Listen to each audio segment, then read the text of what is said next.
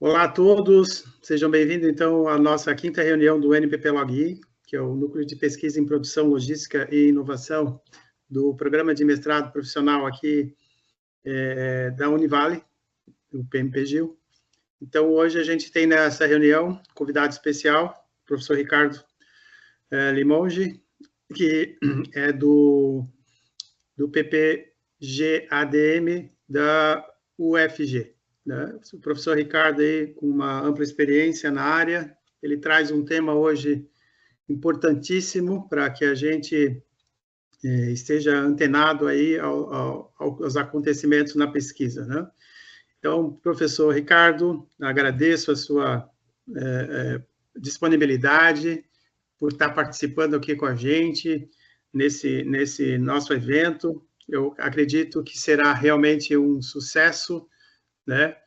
Já sou seu seguidor aí, já lhe acompanho há bastante tempo, então gostaria de lhe dar as boas-vindas, né? E também de lhe entregar agora a palavra para que o senhor possa nos brindar aí com o seu conhecimento e possa nos ajudar aqui, tá? Então, só queria deixar claro aí para os participantes que as perguntas podem ser enviadas aqui pelo chat e a gente pode, o professor aqui, Ricardo, ele gosta de que a gente possa interromper se tiver alguma dúvida, né? Então, por favor, vocês vão colocando ali que eu vou fazendo essa mediação aqui com ele. André, tu pode fazer essa questão de acompanhar ali o pessoal que está entrando e aí dar o ok ali, liberando a entrada, tá?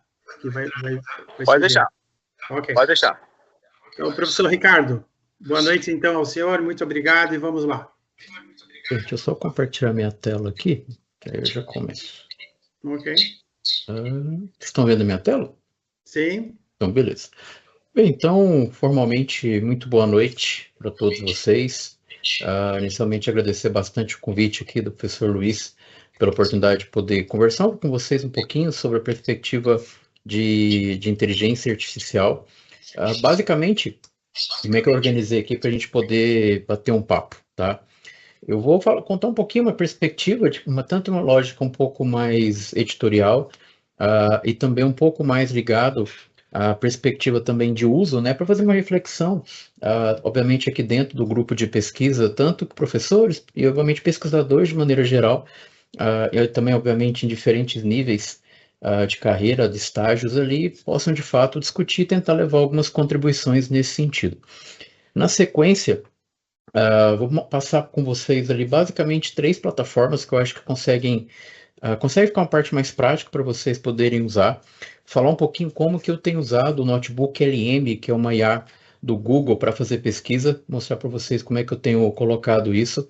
Depois eu vou mostrar para vocês uma lógica, né, de funcionamento do SciSpace, que é uma das mais antigas que nós temos hoje, em inteligência artificial, e depois mostrar uma lógica que tem por trás também da Consensus. Claro que, de maneira nenhuma, meu objetivo é esgotar o tema ou também as ferramentas, mas, de fato, dar uma visão geral de como que o assunto hoje de inteligência artificial está começando a ser trabalhado, tá?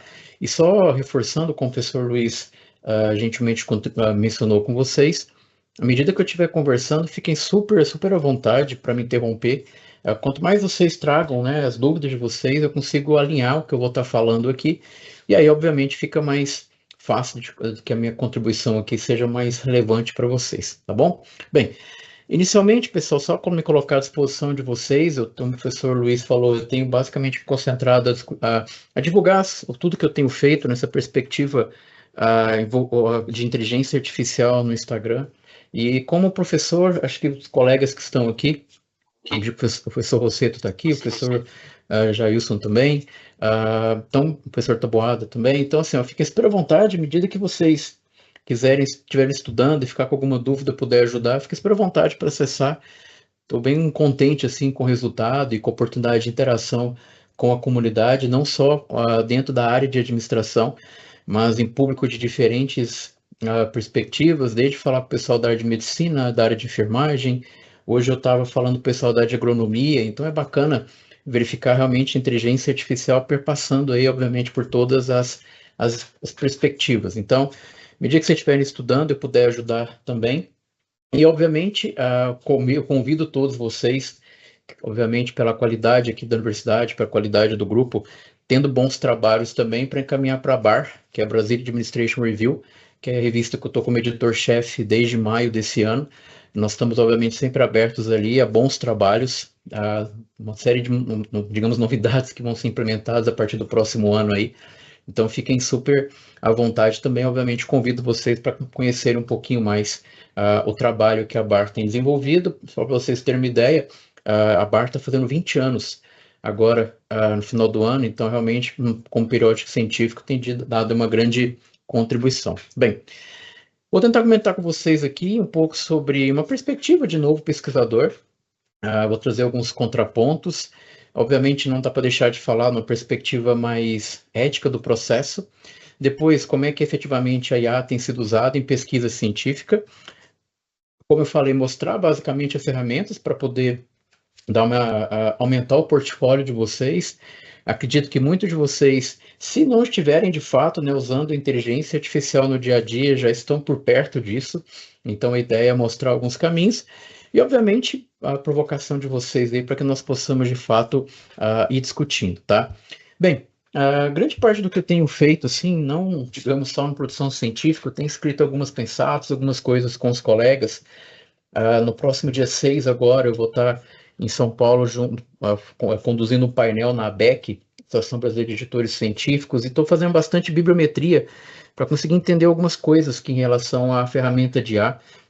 E aí eu estou juntando em umas nuvens de palavras para conseguir entender um pouquinho mais como é que de fato a área tem usado. Por quê? Dentre os pontos, né, que tem me preocupado em relação ao trabalhar de fato com inteligência artificial, é como que, infelizmente, nós estamos tendo na academia transparência do uso das ferramentas de IA. Isso me chama uma preocupação. Por quê? Ao meu ver, se existisse, né, por assim dizer, um grande momento, tá, para que nós possamos, de fato, ter uma cultura para o uso de IA, tem que ser agora. As ferramentas estão crescendo. Vou dar um exemplo para vocês que saiu há 6 horas atrás. Uma das plataformas que tem crescido muito hoje, principalmente na área de desenvolvimento, e é o concorrente direto do ChatGPT, é uma plataforma chamada de Cloud. Eu comentei com o professor Luiz, por isso que a gente teve que mudar um pouquinho. Eu estava em Uberlândia hoje, no aeroporto, eu estava lendo as notícias para passar o tempo. Tem uma plataforma chamada de Cloud, C-L-A-U-D-E, que é uma plataforma com algoritmo que faz páreo ali com o ChatGPT.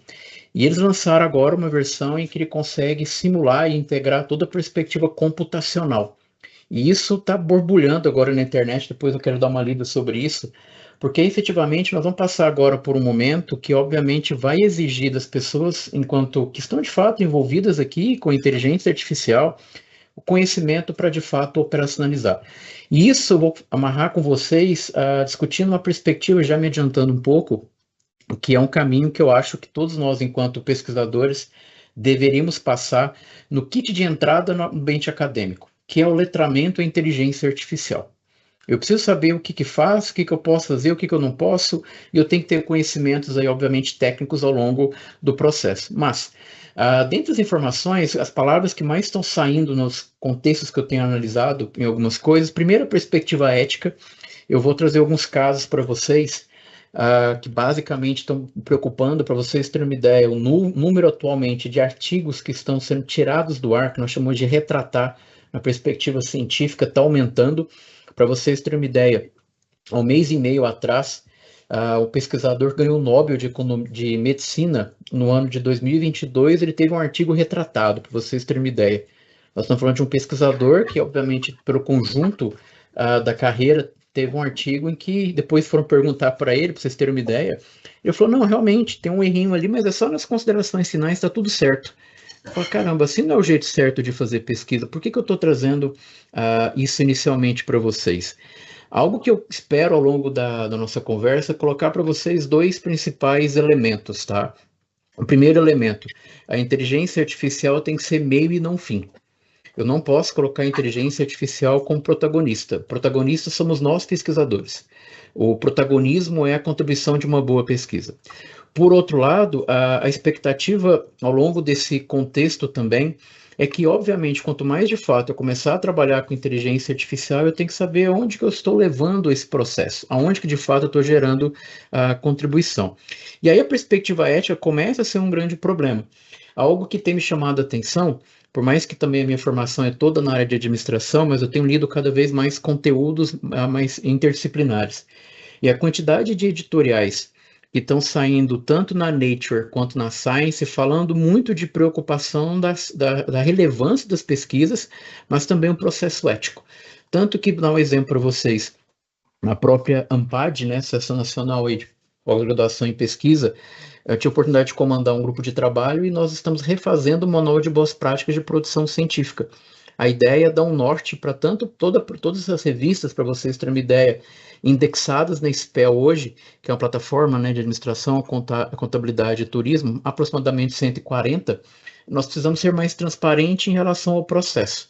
Algo que eu sempre brinco com a inteligência artificial em relação ao problema ético, ao meu ver, eu vou tentar argumentar isso com vocês, não é que a inteligência artificial está fazendo alguma coisa errada. O problema é que eu brinco dizendo que há boatos que as pessoas mentem. E se as pessoas mentem, por mais que eu crie um processo em que eu coloco uma tela, peço para que o pesquisador afirme e seja claro aonde usou, a comunidade ainda tem um certo receio. E essa perspectiva é tão interessante. Quando eu estava me preparando para me candidatar para a revista, para a BAR, eu fui assistir vários workshops e vários painéis com editores pelo YouTube para conseguir entender algumas visões, obviamente quando eu tinha oportunidade presencial, e compartilhando com vocês, algo que me chamou bastante a atenção. Se nós formos pegar os principais periódicos, e aí eu olhei tanto na área de saúde, que é uma área muito forte hoje na perspectiva de organização científica, mas também na área de administração e afins, o que me chamou a atenção? Os editores das principais revistas internacionais, eles não estão preocupados com a inteligência artificial.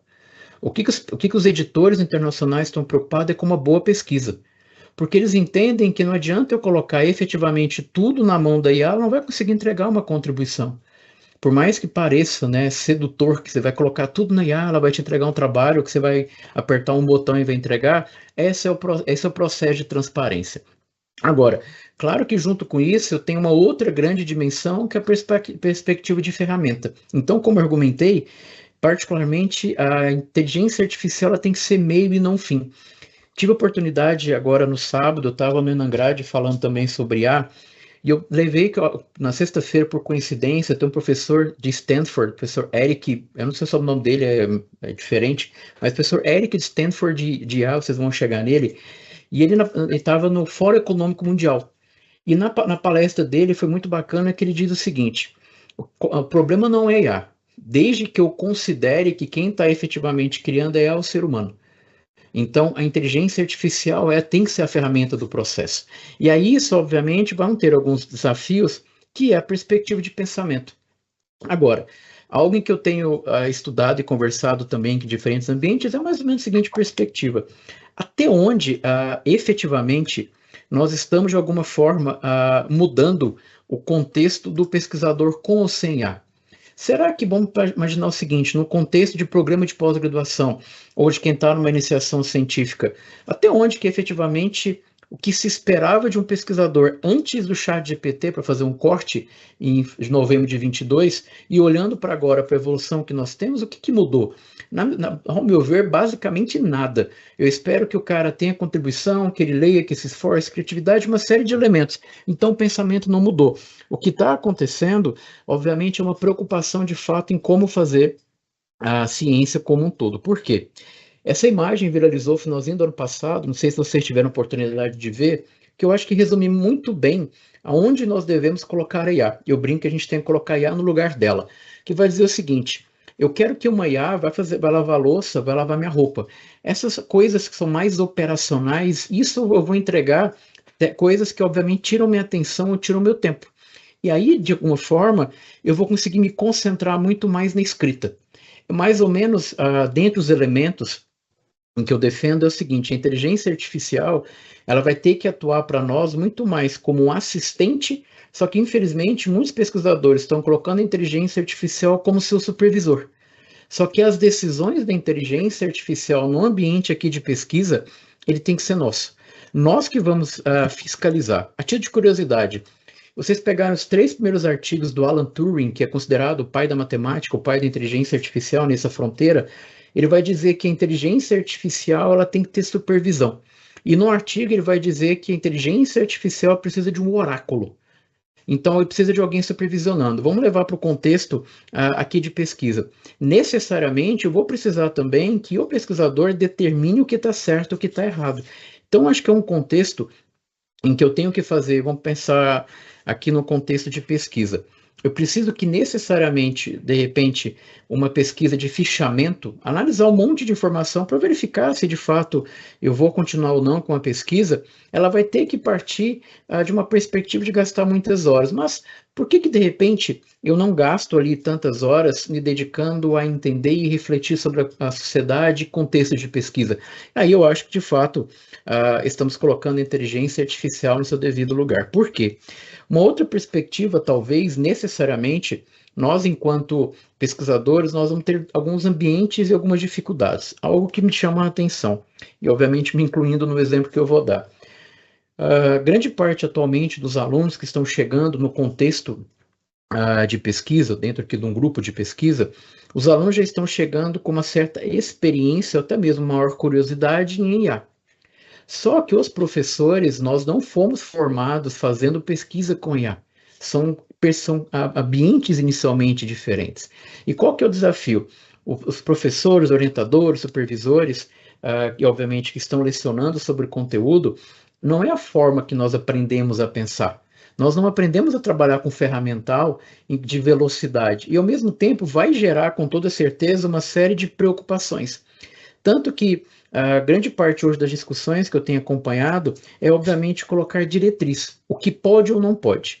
Eu, particularmente, sou favorável à inserção da inteligência artificial de maneira geral no contexto de ensino e pesquisa. Depois eu vou argumentar um pouco nesse sentido. Mas já adianto a vocês que, efetivamente, a forma para que hoje eu consiga me destacar como pesquisador, eu consiga planejar minha carreira, eu tenho que conseguir, obviamente, entender a inteligência artificial, mas ao mesmo tempo olhar para a realidade. Por quê? Ao meu ver, o que nós não podemos inverter? O processo científico tem que vir primeiro.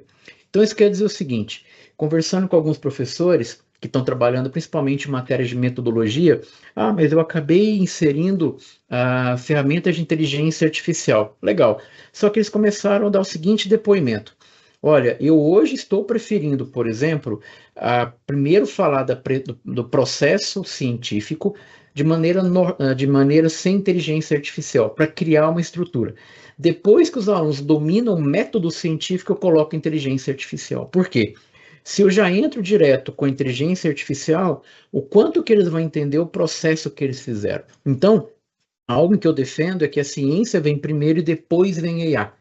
E aí o pessoal da área de saúde, por exemplo, tem argumentado bastante que é um paralelo que faz sentido a discutir nesse contexto aqui conosco, que é mais ou menos eu chegar no laboratório que tem as principais ferramentas, os principais materiais para tomar uma decisão. E eu não estou preocupado em qual a dor, o que eu quero descobrir, mas na verdade eu quero fazer uso da máquina mais potente no laboratório. E isso acaba ficando errado, porque a perspectiva não é a ferramenta, a perspectiva qual é a contribuição. Hoje, principalmente na área que eu trabalho mais com métodos quantitativos, o que me chama muita atenção? Métodos robustos para problemas simples. O pessoal está cada vez mais querendo usar rede neural, deixando o negócio cada vez mais complexo, e às vezes uma regressão linear resolve o problema.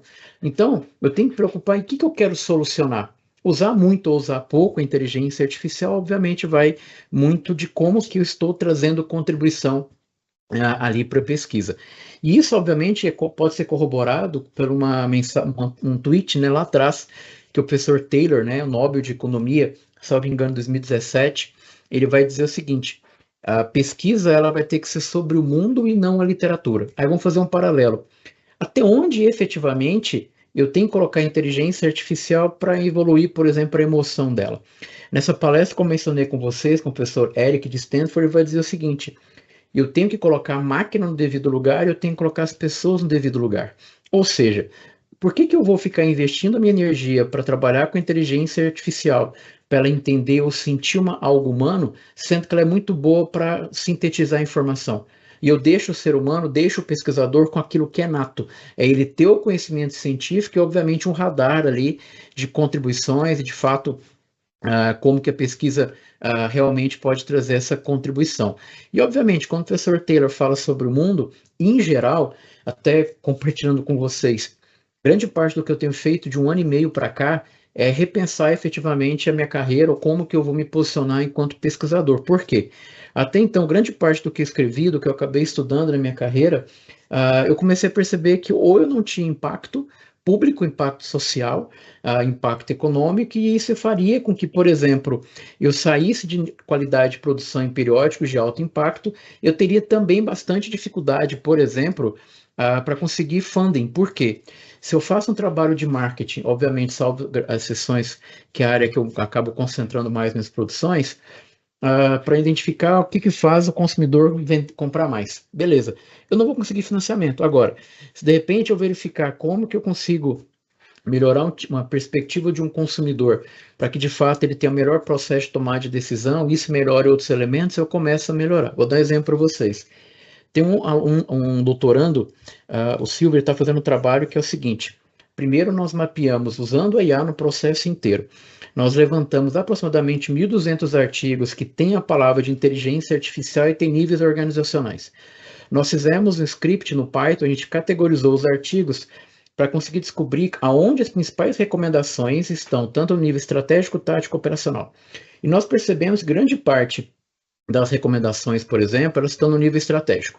E aí nós tivemos a seguinte perspectiva: se eu tiro esse bloco de tentar gerar contribuição, como é que eu faço essa mesma informação chegar no tático e no operacional? E isso fez uma ideia, nós estamos começando a desenvolver para fazer um teste para gerar um produto mais prático da pesquisa dele de doutorado, que é acadêmico aqui no UFG. Nós estamos montando uma perspectiva de uma LLM, né, de uma inteligência artificial generativa, para ajudar a tomar de decisão de microempreendedor. Então, estou tentando levar todo o conhecimento que a gente tem na academia para ajudar no processo de decisão. Então, o que a gente está fazendo? Pegando o conhecimento que nós temos científico e levando isso, obviamente, para a ponta, para a prática. E aí, obviamente, você começa a chamar a atenção de pessoas, de empresas que querem dar informação e também, de alguma forma, esse posicionamento. Agora, tudo tem dois lados, né? Essa aqui, não sei se vocês chegaram a ver, saiu agora em agosto, há uma sugestão. Sempre quando vocês quiserem ficar por dentro de tudo que sai em inteligência artificial na área de computação, vão nesse site chamado de Archive, ele está vinculado lá na Cornell. Basicamente, o que o pessoal faz? Quando eu mando um artigo para Archive, por exemplo, nós chamamos de preprint. O que isso quer dizer? Eu pego o artigo, coloco para a comunidade dá palpite dele. Então, ele acaba sendo, obviamente, mais aberto e mais fácil, por assim dizer, de interação com a comunidade. Pois bem, o que esses pesquisadores fizeram? Será que eu consigo criar um algoritmo de inteligência artificial para fazer uma pesquisa de ponta a ponta? O que isso quer dizer ponta a ponta? Do momento em que eu tive uma ideia até o momento de eu submeter para um periódico. Será que a IA consegue fazer bem todo o processo? Então vamos lá. Esse artigo, esse algoritmo, essa plataforma, você paga $15 e você consegue ter o artigo pronto. De que forma? Obviamente, eu fiz questão de deixar aqui, o paper é completo, dá para entender o processo. Eu consigo ter como se fosse um briefing do que eu quero escrever, de um artigo. A partir disso, ele já está indexado com uma base acadêmica. Para vocês terem uma ideia, as principais plataformas de inteligência artificial já indexaram 280 milhões de trabalhos científicos. Então, a ciência está na ponta, para ela está tranquila, já conseguiu aprender. Bem, como ele está indexado e eu coloquei a ideia do que eu quero fazer, ele vai ter muito mais clareza, por exemplo, para identificar o gap. E com o gap, obviamente, ele consegue montar uma estrutura de posicionamento de contribuição. Depois, como ele já mapeou a literatura e está conectado, ele consegue fazer a revisão da literatura super tranquilo. Depois, a gente pode pensar, poxa, mas e o método? Há um caminho que está avançando, inclusive na edição anterior da Hack, tem uma pensada que eu escrevi com alguns colegas da área de marketing, que a gente está discutindo sobre perspectiva de survey, de coleta, mostrando que um caminho que a inteligência artificial vai ter é chamado de dado sintético. eu tenho uma estrutura original de dados e eu consigo, obviamente, a partir de determinado padrão, eu consigo extrapolar um pouquinho mais, sintetizando os dados. E, obviamente, a precisão acaba sendo legal. Chama Silicon Data o nome, se vocês quiserem pesquisar depois na literatura. Pois bem, aqui ele vai conseguir trabalhar com a perspectiva de método e ele trabalha com dado sintético. Como ele está indexado com o dado dele também, ele consegue gerar o trabalho completo. Então, por $15, você consegue efetivamente escrever seu trabalho como um todo. Aí a reflexão seria no seguinte contexto: nossa, mas é um absurdo ter um negócio desse. Não, ao meu ver, é uma ferramenta. Se alguém de fato vai colocar a mão e entregar todo o processo e colocar o nome, aí o caminho é outro. Então, muitas vezes, a inteligência artificial está levando a culpa de processos ou de discussões em que, ao meu ver, ela não é tão culpada assim. Aqui é só um algoritmo. A inteligência artificial não tem ideia do fato que ela está fazendo. Por quê? Mais ou menos para tentar argumentar isso. A IA não sabe o que ela tem de problema para resolver. Quem vai dizer para ela em que efetivamente isso é um problema e ela precisa de uma solução é a inteligência artificial. Vou dar 2 conceitos que pode contribuir na minha discussão. Quando a gente começa a trabalhar, principalmente com a perspectiva de IA e entender um pouco a lógica do modelo, vão perceber que mais ou menos a principal discussão é a seguinte: eu preciso pensar no equilíbrio entre performance e o equilíbrio como a acurácia. Então, o que isso quer dizer? A performance é a velocidade, para ficar mais fácil o meu exemplo. Então, imagine o seguinte: eu vou usar uma inteligência artificial, por exemplo, e que vai demorar 10 minutos para me dar uma resposta. Provavelmente eu não vou usar, não vou ficar toda hora, imagina, 10 minutos para me dar uma resposta. Quanto mais rápido a inteligência artificial entrega, geralmente, pior, obviamente, é a qualidade da informação. Fazendo um paralelo com a mente humana. Quanto mais rápido eu falo, a chance de eu falar besteira é muito maior, porque eu não estou pensando antes de falar. Vou fazer um paralelo agora com a acurácia. Tecnicamente, quanto mais eu estou demorando ou estou falando mais estruturado, pensando na máquina, quanto mais ela está conseguindo testar vários algoritmos, testar várias relações, efetivamente ela tende a entregar uma informação maior.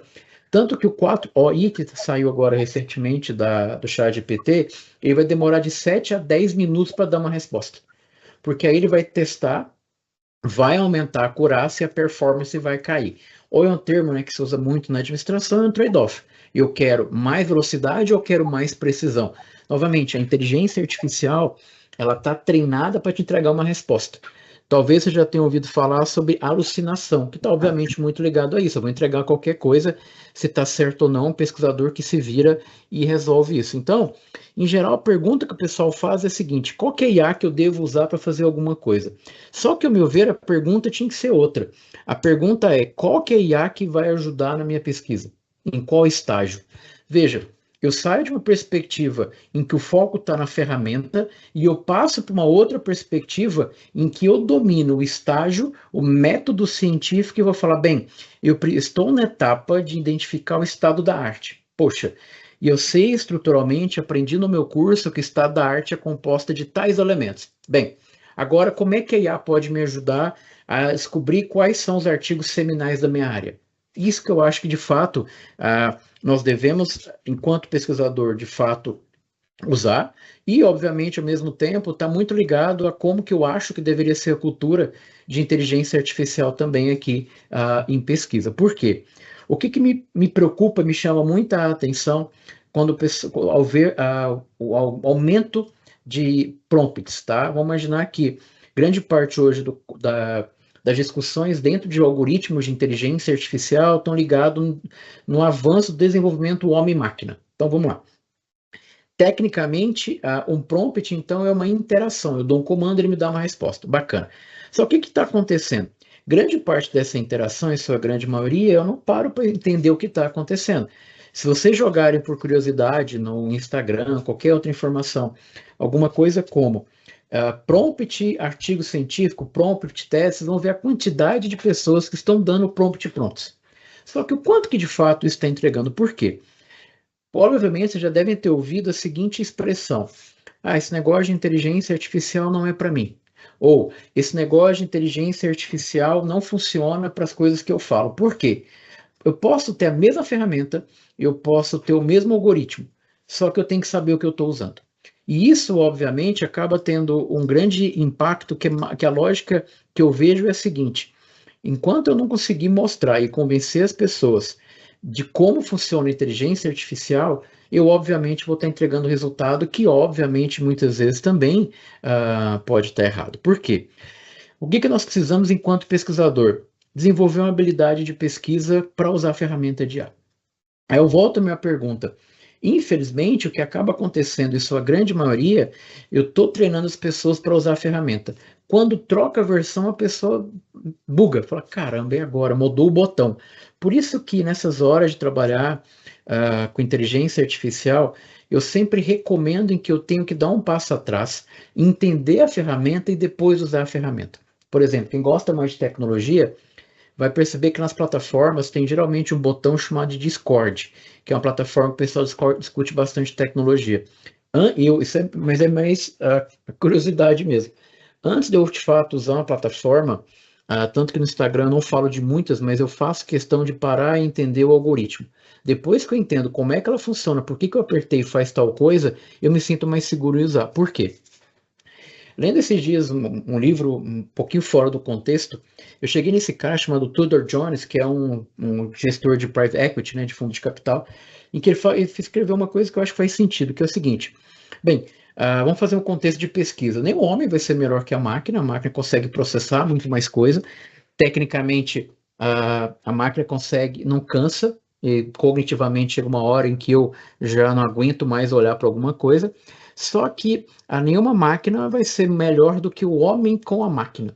Pensando o seguinte, eu sozinho alguma coisa, mas quando eu entendo alguma coisa e uso a IA como meu aliado, obviamente isso vai fazer mais sentido. Fazendo um paralelo. O pessoal da área de que trabalha com pessoas, recrutamento e tal, eu estava lendo algumas coisas, o que eles estão indicando?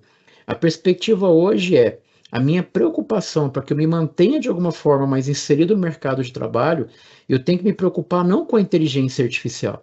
Eu tenho que me preocupar com as pessoas que estão usando inteligência artificial melhor do que eu. Porque tecnicamente a IA está acessível para todo mundo. E então, de alguma forma, como usando a IA, obviamente eu consigo estar no comando e entregar alguma coisa diferente. Então, efetivamente, usar a inteligência artificial vai nos tornar competitivo, mas, e aí tem um desafio. Hoje, infelizmente, poucas instituições a que eu estou vinculado passam, obviamente, nesse contexto, nós não temos acesso a assinaturas de IA. Enquanto em grandes instituições que têm um capital, um funding maior para o processo, a galera está em tudo quanto é assinatura no processo. Então, necessariamente, qual que é acho que é o contexto em que nós vamos passar? E, efetivamente, quanto mais eu tiver acesso à ferramenta de inteligência artificial, mais tecnicamente eu vou conseguir ser mais rápido para produzir um artigo. Não sei se vocês viram, mas a palavra qualis não pode mais existir, né? Agora é uma lista de periódicos. E esses periódicos vão criar basicamente agora 4 critérios. E esses critérios têm um indicador que é no Brasil, falando em administração, só que tem outros que são indicadores internacionais. Então agora, efetivamente, eu vou competir com a galera do mundo inteiro e vou competir com as pessoas, instituições que têm recurso, e aí, obviamente, eu tenho que produzir na mesma qualidade, com a mesma densidade. Agora, imagine o seguinte contexto. Se eu tenho uma assinatura de inteligência artificial, eu posso fazer o fichamento da literatura para identificar uma lacuna em minutos, quantas vezes eu quiser. Enquanto instituições que não têm acesso a plataformas de fichamento, eu demoro um mês para fazer um fichamento de qualidade, vou para uma reunião de orientação e chegamos à conclusão na reunião em que não achamos a palavra-chave correta ainda. Eu volto para fazer. Eu perco 2, 3 meses para achar algo para começar a trabalhar. Enquanto outras instituições e pesquisadores que têm acesso, a bronca é mais rápida. E aí, obviamente, para deixar um pouco mais tangível, tá, o que eu acabei de comentar com vocês, vou mostrar um pequeno fluxo de algumas coisas que eu ando fazendo e inserindo, obviamente, nas minhas pesquisas a perspectiva de inteligência artificial. Dentre os temas em que eu estou puxando agora para tornar minha principal pesquisa, é uma perspectiva de algumas coisas que eu andei lendo, que é uma área mais de fronteira. Então, o tema que eu comecei a mergulhar estudando agora é chamado de inteligência híbrida. É como que a inteligência humana mais a inteligência artificial somadas eu consigo potencializar o processo de tomada de decisão. E aí eu puxo economia, puxo um pouco de economia, puxo a parte de computação de maneira geral nesse processo. E aí, toda pesquisa efetivamente começa numa etapa mais exploratória. Então, isso aqui, salvo engano, meados de março, alguma coisa já avançou, mas eu acho que aqui me dá facilidade para argumentar alguns outros pontos. Vamos lá. Basicamente, toda pesquisa precisa de um protocolo. Esse protocolo clássico para todos nós, pega a base de dados, testa a palavra-chave e acha o quantitativo de informação. Legal. Aí eu vou passar um ponto para vocês. Mediante o primeiro filtro que eu fiz no início, chegamos aí a 107 artigos. Bacana. Como pesquisador, o primeiro problema, 107 artigos. Imagina eu ter que conseguir 107 PDFs. Demora. E grande parte desses PDFs, muitas vezes eu não tenho acesso, porque são fechados. Bem, existe basicamente hoje 3 programas de gerenciamento bibliográfico: EndNote, Mendeley e Zotero. O Zotero, para mim, é o melhor, porque ele está conectado, em sua grande maioria, dentro das plataformas de IA. Pois bem, tem uma plataforma que eu brinco que ninguém usa, chamada de SciHub. A gente não pode falar dela, mas existe uma plataforma que você consegue pegar arquivos aí, artigos de maneira ilimitada e gratuita. Pois bem, existe um plugin dentro do Zotero que você coloca o SciHub lá dentro. E aí o que você faz? Imagina que você for no Web of Science e exportou todos os artigos que você quer. Aquela exportação básica lá, pega todas as informações, gera aquele arquivinho. Quando você coloca isso dentro do Zotero e ativa o plugin do SciHub, ele vai lá e traz para você os artigos em questão de minutos. Então não precisa ficar sofrendo baixando 107 artigos. Então, bem, eu já criei uma estrutura e eu não preciso ir atrás. Eu vou fazer os algoritmos trazer as informações para mim. Então, partindo de um princípio em que eu tinha 107 artigos, o que era a minha estratégia? E eu preciso saber agora, eu quero criar uma estrutura para conseguir identificar, por exemplo, eu preciso de uma ferramenta que leia os artigos e de alguma forma faça catalogar para mim. Olha só. Essa plataforma chamada de Scholarly, o que ela faz? Ela vai ler o artigo e ela vai tirar várias informações e colocar em colunas. Então, imagina o seguinte, é como se ela já soubesse uma estrutura de onde estão os pontos principais do artigo, lembrando que num guarda-chuva eu tenho inteligência artificial, depois eu tenho machine learning. Machine learning trabalha com repetição, aprendizado. Tira, coloca, vai dando mais informação. Pois bem, então, a partir dos 107 artigos que eu comecei a trabalhar, qual foi outro ponto?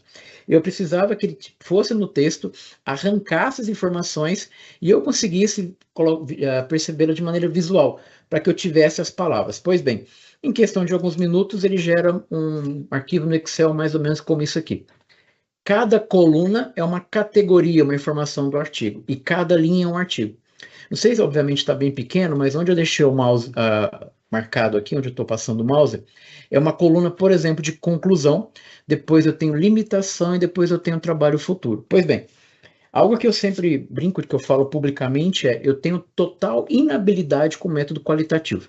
Total inabilidade. Só que como pesquisador, nós temos que, isso eu tenho falado muito pro pessoal aqui, meus alunos, nós temos que ser bom em método. Porque o que começa a perceber? Quanto mais eu tento direcionar meu problema para o meu método, mais eu enfraqueço a contribuição do meu trabalho. Eu tenho que focar na contribuição. E se eu não sei o método, eu vou atrás de alguém para fazer uma parceria e eu vou conseguir resolver o meu problema da melhor forma. Pois bem, eu falei, eu preciso estudar método qualitativo, porque senão eu preciso ser um pesquisador melhor. Só que, obviamente, eu fui estudar método qualitativo da minha zona de conforto, quando envolve programação. Então, eu fui estudar método qualitativo por meio do Iramutec, em que eu uso dentro do R. E aí, o que eu fiz? Eu falei, eu quero aprender qualitativo, e lá eu fui estudar a questão de categoria, uma série de organizações, e pensei, eu tenho uma coluna em que eu tenho todas as limitações da literatura sobre o meu tema. E se eu trabalho com a perspectiva qual, eu trabalho com categoria, várias repetições, eu consigo entender o contexto. Como é que eu argumentei o paper que eu vou apresentar dentro de algumas semanas? Eu argumentei a lacuna do meu trabalho fazendo uma lógica qualitativa a partir das limitações do que eu achei na literatura. Então, a minha lacuna vem a partir de um método e eu consigo mapear a literatura e dizer efetivamente por que isso de fato é uma lacuna. Por quê? Grande parte das críticas centrais que os revisores colocam é lacuna não é porque ninguém nunca fez. Tem que mostrar por que ninguém nunca fez. E aqui eu tenho a literatura e tenho tudo catalogado e organizado. Agora, por isso eu consegui identificar a lacuna, mas vamos lá. 107 artigos ainda é muita coisa para ler. Aí eu preciso agora identificar quais são os artigos iniciais que eu vou parar e ler. Então vamos lá. Essa plataforma chamada de Litmaps é uma plataforma que trabalha com a perspectiva visual. Então, basicamente, o que eu consigo fazer? Ele vai ter o algoritmo por trás, mais ou menos, para ficar fácil. Imagina que eu tenho um cluster, artigo 1 e artigo 2. Se no artigo 1 tem uma referência e no artigo 2 tem a mesma, eu aproximo os artigos. Artigo 1 com artigo 3. Se esse artigo tem uma referência, se não tem, eu afasto ele. Então, o que eu vou fazer? Visualmente, eu vou descobrir como que os meus artigos estão relacionados. Vai ficar mais fácil eu, por exemplo, identificar o contexto, até certo ponto, da aplicabilidade. Pois bem, eles geram algo mais ou menos como isso aqui. Qual que é a interpretação? Se vocês olharem, eu tenho basicamente no topo dois lados. O esquerdo é um artigo de 2010. E vocês podem ver que ele não está relacionado com ninguém, ele está isolado. Ótimo. Eu já posso entender que esse artigo está fora. Esse artigo não teve impacto, ele não tem relação com o que eu estou estudando, então está fora da jogada. Agora, se eu olho para o lado, tem um artigo ali de 2019 e ele tem essas relações com a parte de baixo. E, obviamente, essas relações com a parte de baixo, se vocês verificarem, ele tem dois blocos. Então, eu tenho o principal e eu tenho os dois. O que isso quer dizer? Para começar a estudar, se eu pegar essa parte que está do lado direito, há uma relação. E, obviamente, existem contribuições entre eles. É como se, de alguma forma, o de 2019 fosse seminal, porque vocês vão perceber que numa lógica mais no eixo Y aqui, obviamente, ele tem o mais novo, o mais antigo e depois os mais novos, e eu consigo entender agora quais artigos eu vou parar e vou ler. Então, por mais que eu tenha mapeado e feito a seleção de 107 e eu quero explorar a área, eu não quero chegar ali 107 artigos e falar, caramba, se eu tivesse lido 20, eu teria mapeado muito bem a área. Não é esse o meu foco.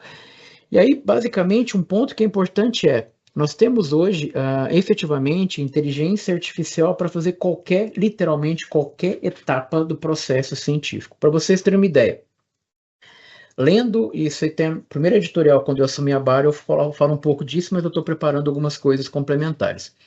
Como que eu acho que nós devemos usar a IA em pesquisa? Primeiro, a IA tem que ser estrutura e não conteúdo. Então, eu estou entendendo uma área, eu gostaria que ele me desse uma proposta de um sumário. Aí está certo. Agora, eu não posso pedir para que, além dele montar o meu sumário, ele escreva as minhas seções. Aí está errado o uso da IA. A IA é meio e não fim. O que as revistas, né, os editores estão recomendando? Você pode melhorar o texto, mas você não pode criar nada com a inteligência artificial. Então, ela é estrutura e não conteúdo. Outra perspectiva, ao mesmo tempo em que a IA ela não é algo que parece que não existe, mas ela também não é tudo isso como estão dizendo agora. Então, eu tenho que entender que ela não é uma utopia, mas também não é uma distopia. Então, efetivamente, eu tenho que colocar a IA no devido lugar.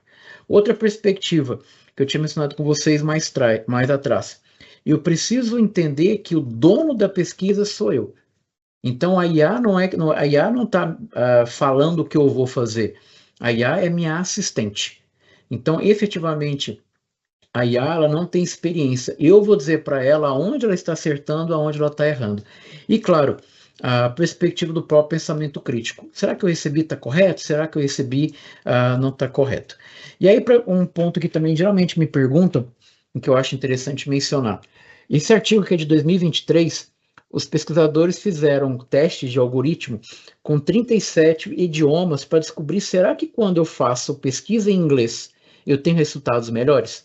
Esse estudo pegou 37 idiomas e classificou uma série de tarefas entre fácil, médio e complicado. E ali, como está no resultado, vocês vão perceber, o inglês é o melhor resultado que eu tenho para inteligência artificial. Por que eu estou dizendo isso para vocês? A língua mãe, por assim dizer, da ciência é o inglês. Se nós quisermos, de fato, ter melhores resultados, eu preciso pesquisar em inglês. Mas eu não sei inglês. Tranquilo. Usa o próprio ChatGPT para traduzir. Mas vocês vão perceber que perguntar em inglês gera resultados melhores. E isso, obviamente, para pesquisa, a argumentação faz sentido. Por quê? Se eu pergunto em inglês, ele vai na base de um texto que está em inglês e devolve o resultado. Se eu pergunto em português, ele vai ter que traduzir. Depois que ele traduz, ele vai para o inglês para descobrir o que é. Aí ele faz o processo inverso. Então a chance dele errar aí, obviamente, acaba sendo muito maior também, tá bom? Outro aspecto aqui também que vale a pena é o seguinte: provavelmente, quanto mais, obviamente, eu leio, mais eu aprendo. Só que o que acontece muito enquanto pesquisador? Muitas vezes nós vamos gastar muitas horas lendo muitos artigos e, na verdade, 2 vão poder ajudar e entrar no texto. Então, vamos lá.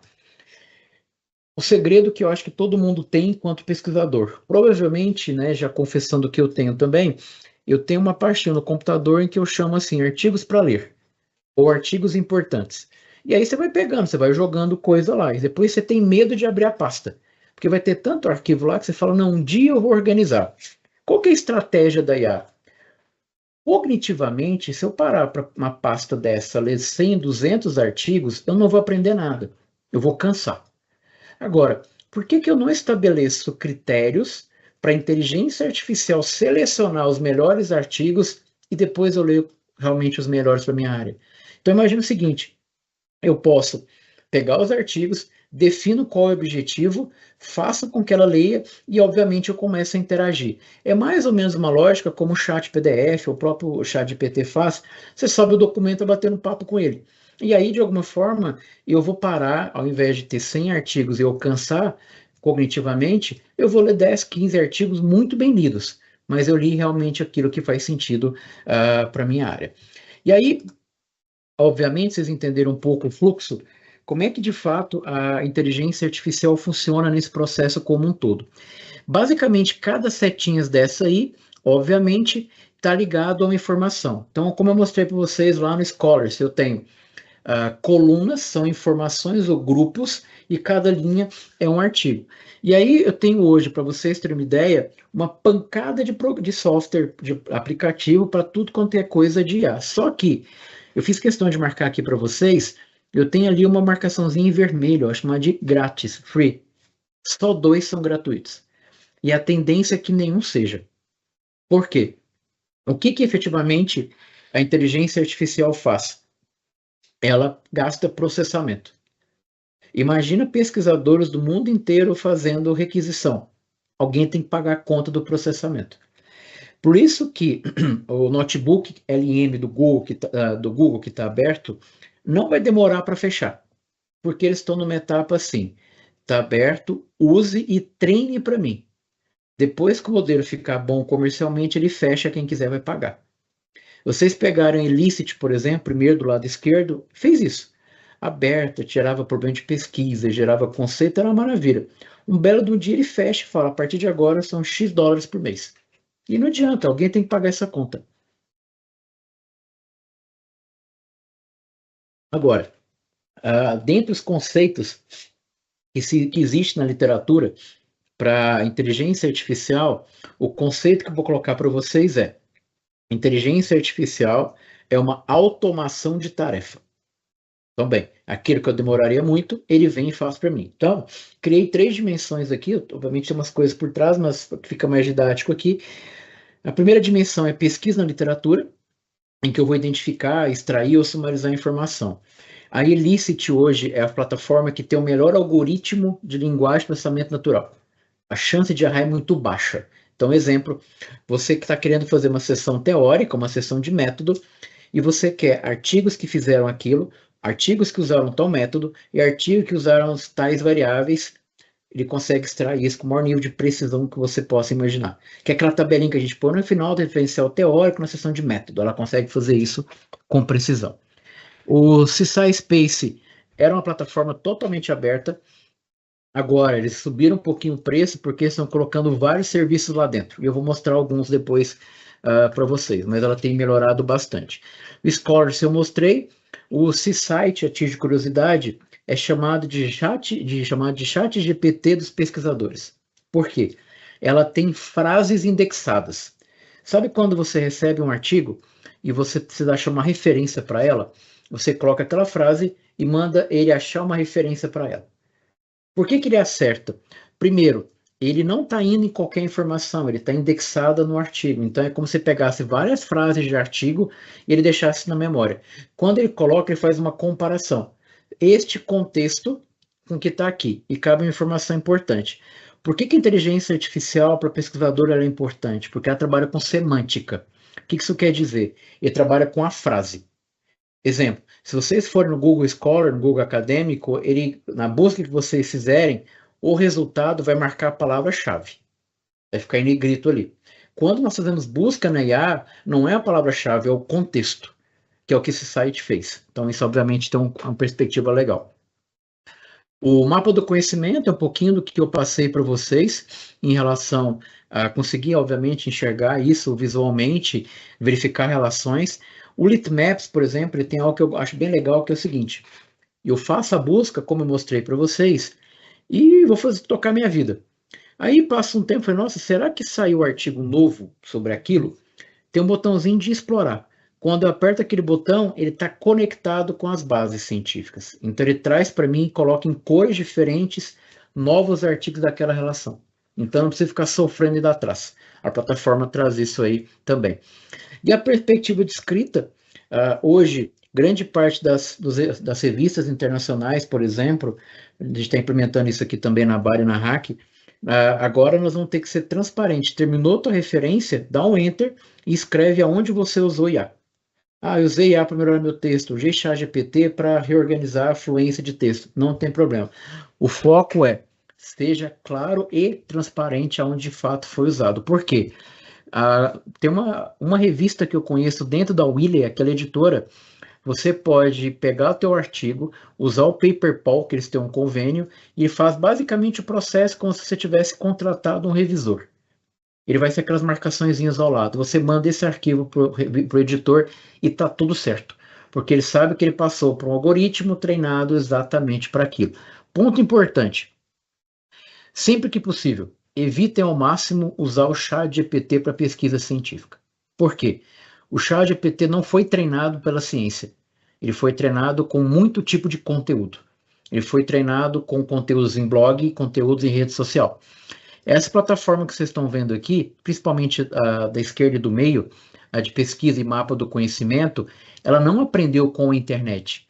Ela aprendeu com 280 milhões de trabalhos científicos. Então, ele não vai pensar de qualquer forma, ele vai pensar por meio do processo científico. E aí, um ponto que é interessante também falar, nós estamos passando atualmente na academia por um problema chamado de reprodutibilidade. Para vocês terem uma ideia, os principais periódicos que trabalham com o comportamento do consumidor, a cada 10 artigos publicados nos últimos 10 anos, 1 ou 2, no máximo, quando nós temos acesso aos dados, a gente consegue chegar na mesma informação. Isso eu imagino o seguinte, um artigo publicado num grande periódico e várias pessoas estão citando. Então imagina a escala, a rede que isso vai gerando. E esses artigos começam a ser retratados porque ninguém consegue chegar no resultado. É a célebre frase do Gujarati, lá de econometria, de torturar o dado. Uma hora ele dá o que você quer. Por isso que hoje o nível de transparência é importante. Algo que eu tenho comentado, que eu brinco que há boatos em que tem gente que entra em trabalho e não faz nada. Há boatos que tem muito coautor que coloca um nome e não faz nada. Qual que é o problema disso? Se alguém faz um trabalho e foge do protocolo ético do uso de informações, se o artigo for retratado, seu nome vai junto. E não adianta você falar assim, eu não sabia, minha contribuição foi baixa. Tanto que as revistas, por exemplo, a Remark no Brasil, a própria BAR e a Hack, eles têm um negócio chamado de credit, o papel de crédito, em que você tem uma tabelinha, que você tem o nome do autor e você fala onde que ele contribuiu. E isso é fundamental para dar transparência ao processo. Por quê? Só no ano de 2023, mais de 10 mil artigos foram tirados de circulação. Para vocês terem uma ideia, uma outra reportagem da Nature mencionou que no ano de 2023 foram publicados 5 milhões de trabalhos científicos em revistas, para vocês terem uma ideia. E veja, não estou dizendo qualidade, 5 milhões de trabalhos. Então, isso obviamente acaba tendo problemas. Como é que a gente soluciona isso? Ciência aberta. Qual que é a perspectiva de ciência aberta? É uma mudança, ao meu ver, cultural. Dentre professores, orientadores e programas institucionais têm que adotar a política de ciência aberta no dia zero de qualquer aluno. É que, de alguma forma, eu vou dar transparência a dado, transparência à busca. Basicamente, os elementos centrais de Open Science. Os arquivos são abertos. Dá um exemplo. Quando você quiser pegar um arquivo na internet, um artigo, e tiver aquele cadeadinho, geralmente na cor amarela, fechada, quer dizer que você tem que pagar aquilo lá para ter acesso. Ou você vai por meio de uma assinatura da CAPES para conseguir chegar. Ou aquele cadeadinho aberto você consegue ter acesso. Vamos fazer um paralelo para a inteligência artificial.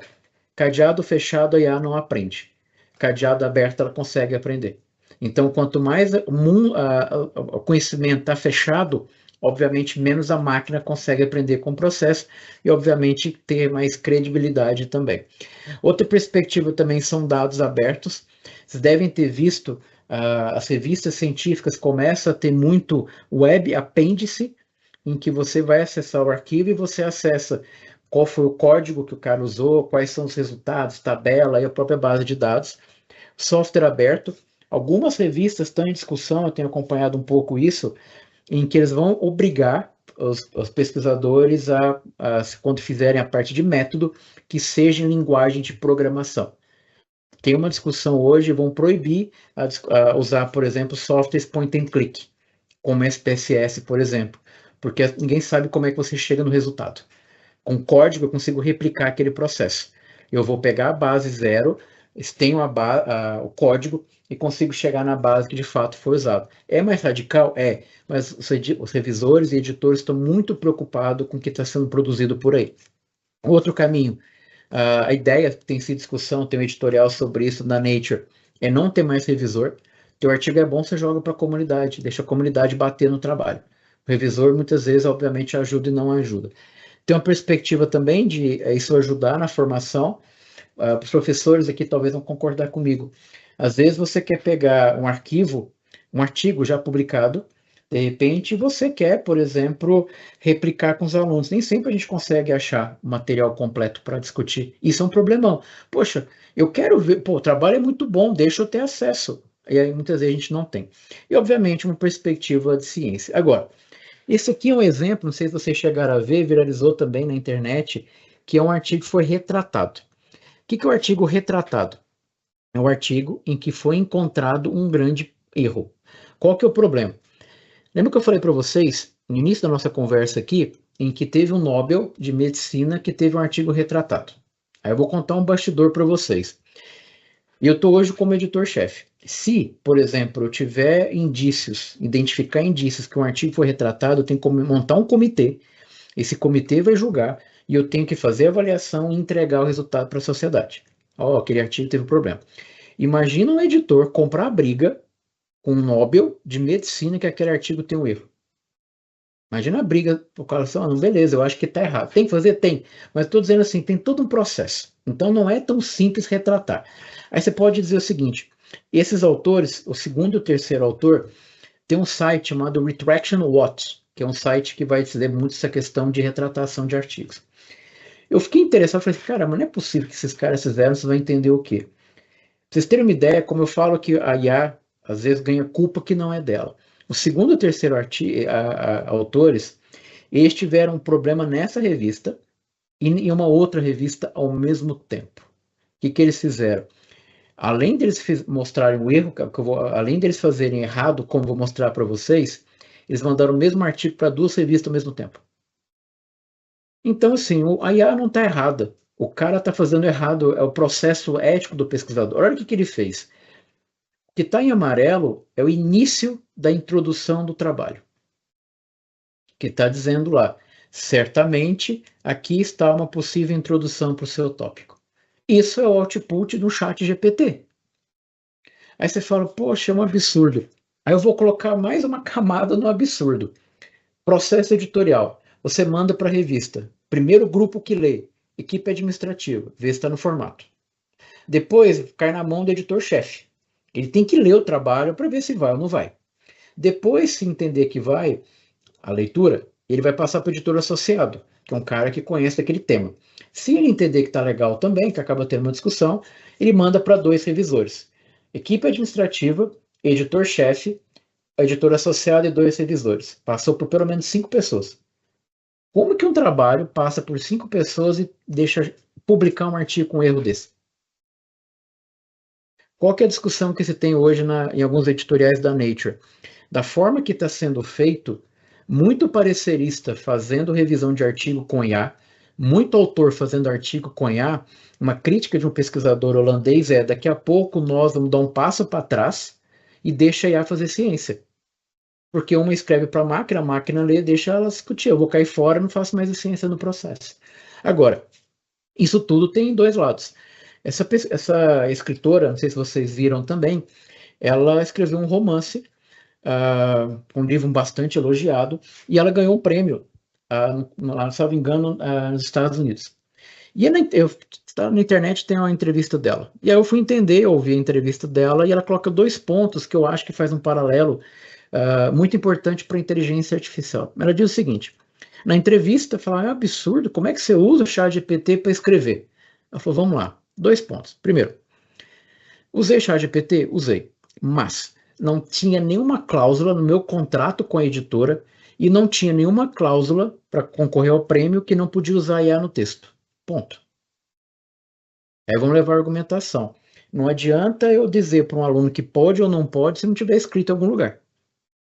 Não pode dizer que ela não usou, ela errou em usar o... Não, mas peraí, em que momento que alguém contou para mim, por exemplo, que não podia? Pois bem.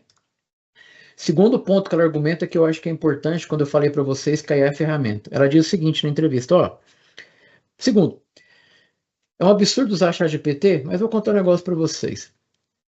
Eu só consegui chegar na qualidade de um livro ser premiado porque eu domino a IA e eu domino literatura. Não é porque vocês têm acesso à mesma ferramenta que eu que vocês conseguiram escrever um livro com potencial de ser premiado. Então, ponto. Aí você não tem argumento. Ela está totalmente correta, ao meu ver, nos 2 ambientes. Primeiro, não está escrito, eu não posso questionar. E segundo aspecto, eu vou usar melhor a inteligência artificial quando de fato eu entendo o que está acontecendo. E aí, novamente, será que a IA é o grande problema? Pois bem, essa plataforma chamada de Paper Wizard ao meu ver, uma das melhores plataformas se você quiser uma baita de uma revisão do teu trabalho. Às vezes, se você quiser terminar o teu artigo e quiser uma revisão de ponta, vale a pena você mandar para cá e não mandar nem para a revista primeiro. Eles fazem, ele está indexado na literatura e faz um parecer de 8 páginas, 10 páginas, ajuda texto, mostra referência, mostra argumentação, muito boa. Pois bem, nessa plataforma, eles fizeram mais ou menos o seguinte: você sobe o arquivo, faz o parecer fica muito parrudo. Um link, Ctrl V, insiro. Pronto. Aí é só para mostrar para vocês uma visão geral. Então aqui, como a gente conversou... Ricardo. Oi, pode falar. Ricardo, só vou te atrapalhar. Imagina. E se tu coloca o vídeo e pede, olha, eu queria artigos científicos que falam sobre o tema do vídeo, ele te resgata? Ele tem alguma maneira de resgatar? Essa plataforma não, mas, por exemplo, se tiver transcrição, vamos imaginar o seguinte: eu tenho tudo que foi falado no vídeo. Tem uma plataforma do Sci-Space em que eu pego aquele trecho e ele me indica artigo. Ou o deixa eu falar aqui, senão fica uma coisa meio abstrata. Essa plataforma aqui, por exemplo, que está naquela telinha lá, chamada Sci-Site. Eu posso colocar uma frase, então alguma coisa que foi dita que me chama a atenção. Como ele indexa frase de artigo científico, ele vai achar artigo que sustenta aquela afirmação. Beleza. Tá? Aí, o que eu posso fazer aqui? Essa parte onde eu estou passando o mouse é que gerou um burburinho gigante na academia mundial, porque ele faz um podcast. O que acontece? Só que é por enquanto em inglês. Não vou fazer aqui porque demora, depois vocês divirtam aí, que é tudo de graça, por enquanto. Tá? Então imagina o seguinte: eu pego, se não me engano, são... Aqui, deixa eu mostrar aqui, vou acrescentar. Aqui embaixo, tá vendo? Você pode trabalhar até com 50 arquivos simultaneamente. Então dá para dar diversão garantida aí. O que o pessoal tem feito? Tem um cara muito famoso em administração, se não me engano, ele está na Universidade, acho que de Washington, da Colômbia, não sei, chama Herman Aguinis. Fala muito, tem um monte de artigo também. que ele começou a fazer, eu acho que também já abusou. Mas o que o professor Aguines fez? Ano passado, ele soltou um livro de metodologia, bem bacana, assim, eu tentei pegar o livro, não consegui, mas dizem que é muito bom. O que ele fez? Ele está pegando cada capítulo do livro, vindo para cá, fazendo podcast automático, indo no YouTube e disponibilizando. O que o pessoal está fazendo? Ele virou um podcast científico. E que depois, quando vocês rodarem, vale a pena, o nível de discussão é maravilhoso, porque não é robotizado, e à medida da conversa, a pessoa está falando e fica assim, como estivesse pensando. É muito bacana. E o que o pessoal tem feito? Eu posso pegar 10 arquivos, subir, ele gera um podcast, uma discussão totalmente acessível, e eu consigo entender 10 artigos ouvindo aquilo lá. Então isso aqui gerou um baita de um burburinho pela facilidade. Pois bem, para dar novamente uma visão geral. Tá vendo que aqui, eu tenho aqui, ó, que me ajude a criar, eu tenho um negócio que é chamado de timeline. Então eu vou clicar aqui só para mostrar para vocês. Cada vez... Alguém quer falar mais alguma coisa? Eu queria só também, junto, agradecer ao professor Ricardo, foi fantástico, e pelas nossas caras aqui, muitos, né, passaram pela revolução da digitalização, né, do paper em revista para o paper primeiro em CD e depois para a internet, e estamos aí na terceira, eu acho, se botar a terceira revolução, é brutal, é um processo de reflexão, e eu gostei, parabéns, Ricardo, também, Obrigado. o professor Taboado, o professor José também, colocaram, né, já que a IA tem todas as respostas, ou, entre aspas, né, o grande desafio agora é fazer as perguntas corretas. Eu acho que essa é o que o Ricardo falou dos editores preocupados com a relevância da pesquisa. Então, o pensar agora está justamente pensar as perguntas, pensar os problemas, isso a IA não faz. Então, Exatamente. com essa ajuda aí, poxa, né? Agora não tem mais desculpa para ter uma dissertação, uma tese, um trabalho que não tenha tanto impacto ou, né, seja totalmente descolado.